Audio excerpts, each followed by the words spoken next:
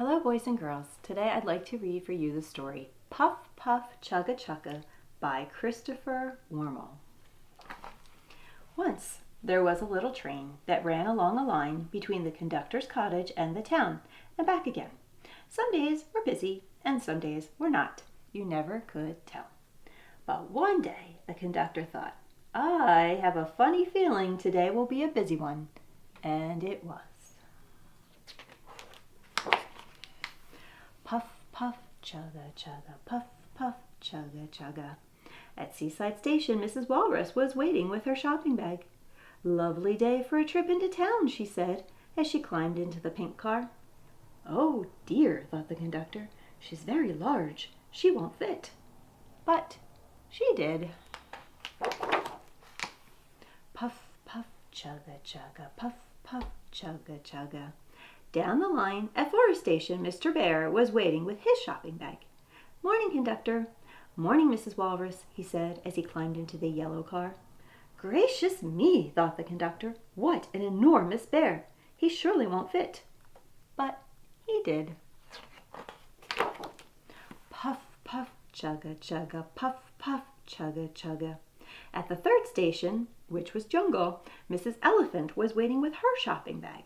Mrs. Elephant climbed into the blue car. Help, thought the conductor. She'll never squeeze in. But she did. Puff, puff, chugga-chugga, puff, puff, chugga-chugga.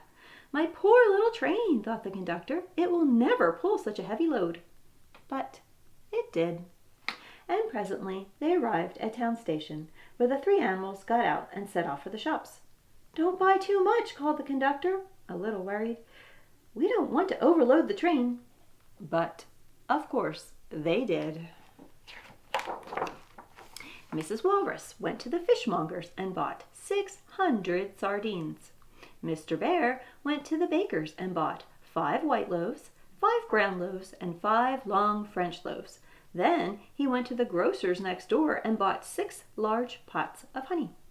Mrs. Elephant went to the greengrocer's and bought apples, oranges, bananas, pears, plums, peaches, strawberries, raspberries, gooseberries, mulberries, melons, mangoes, quinces, dates, and a large pumpkin. Back at the station, the conductor was dismayed. Oh no, he cried. There's far too much. All that fruit and bread and honey, not to mention the fish. It will never fit. But it did. Puff, puff, chugga-chugga, puff, puff, chugga-chugga. Not so much after all, said Mrs. Walrus as the little train set off. Easily done, said Mr. Bear. It's just a question of balance, added Mrs. Elephant. All would have been well. But at that moment, a bee, there's a bee there, crawled up Mrs. Elephant's trunk. If only she had not sneezed. But she did. What a sneeze! What a disaster! I told you so, shouted the angry conductor. What are we going to do now? The animals looked around at all the food. Why not have a picnic, said Mrs. Elephant. Excellent idea, said Mr. Bear. We can't eat all this. We need someone to share it with, said Mrs. Walrus. We'll have to call the others, said Mrs. Elephant. So they did. Mrs. Elephant lifted her trunk and trumpeted. Mr. Bear whistled. Mrs. Walrus clapped her flippers and bellowed. What a racket! After a while, they stopped and listened. Faint and far off, they heard a rumble, which might have been the sound of heavy animals on the move. And it was. Presently, a whole crowd of walruses and bears and elephants arrived at the side of the track. Anyone for a picnic? Invited Mrs. Elephant. Sardines all around, said Mrs. Walrus. Tuck in, everybody, said Mr. Bear. And they did. There had never been such a picnic. There was plenty for everyone. The little elephants discovered banana sandwiches, and the baby walruses tried bread and honey to see if they liked it. They did. The little bears tried sardines, and they didn't. Only the conductor was unhappy. "What about my train?" he said.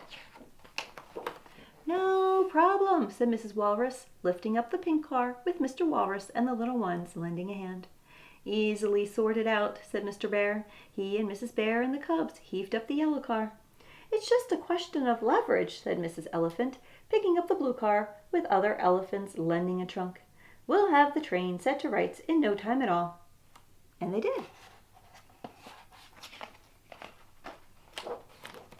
The conductor was still not happy. He had a nasty feeling that all the animals might want to ride home. But they didn't. They were far too full, and they dropped off to sleep right where they were standing. So, as the sun sank over the sea, the little train wound its way homeward, quite empty. Puff, puff, chugga-chugga, puff, puff, chugga-chugga. What a busy day! "I shall sleep well tonight," thought the conductor. And he did. The end.